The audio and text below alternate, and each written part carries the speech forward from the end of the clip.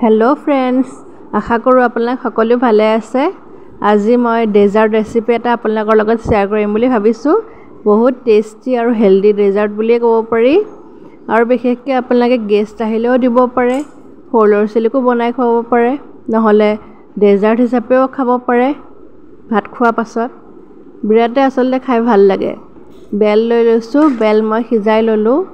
এতিয়া চালনী এখনত মই বেলখিনি এনেকৈ চালি লৈছোঁ।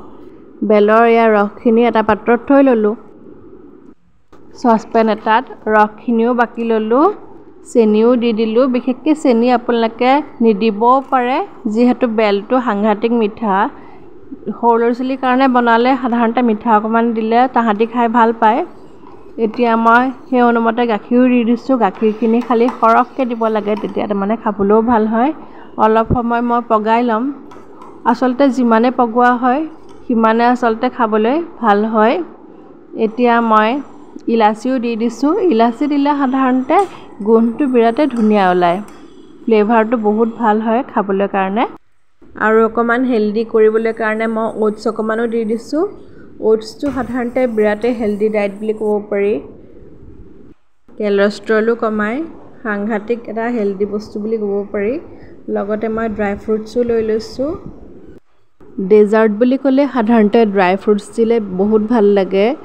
এতিয়া মই কাপ এটাত এনেকৈ মই বাকিও লৈছোঁ। আপোনালোকে চিল্ড কৰিও খাব পাৰে, অকণমান ঠাণ্ডা কৰিও খাব পাৰে, এইটো আপোনালোকৰ নিজৰ চইচ। এতিয়া মই ওপৰত ড্ৰাই ফ্ৰুটছো দি দিছোঁ। ড্ৰাই ফ্ৰুটছ আপোনালোকে ঘৰত যিখিনি এভেইলেবল আছে সেইখিনিয়ে দিব পাৰে। মই ডেটছ দিছোঁ, এলমণ্ডছ, ৰেচিনছ, ৱেলনাট এই গোটেইখিনি দি দিলোঁ, কেচিউ নাটছ। শেষত মই অকণমান তিয়াই থৈ দিছিলোঁ চিয়া চিডছ আগতীয়াকৈ। এতিয়া চিয়া চিডছো দি দিছোঁ। চিয়া চিডছ বহুত এটা হেল্দি ডায়েট বুলি ক'ব পাৰি।